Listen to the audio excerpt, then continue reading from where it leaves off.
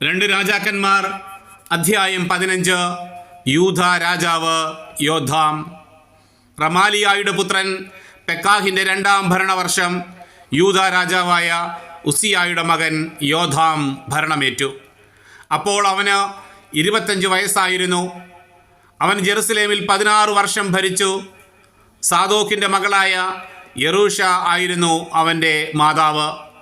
പിതാവായ ഉസിയായെ പോലെ അവൻ കർത്താവിൻ്റെ മുൻപിൽ നീതിപൂർവം വർത്തിച്ചു. എങ്കിലും പൂജാഗിരികൾ നശിപ്പിച്ചില്ല. ജനം അവയിൽ ബലികളും ധൂപവും അർപ്പിച്ചു പോന്നു. അവൻ ദേവാലയത്തിൻ്റെ ഉപരികവാടം നിർമ്മിച്ചു.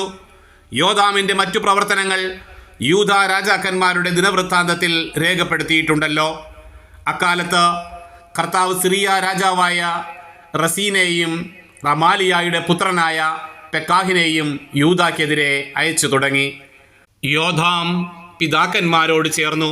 പിതാവായ ദാവീദിന്റെ നഗരത്തിൽ അവനെ സംസ്കരിച്ചു. പുത്രൻ ആഹാസ് രാജാവായി.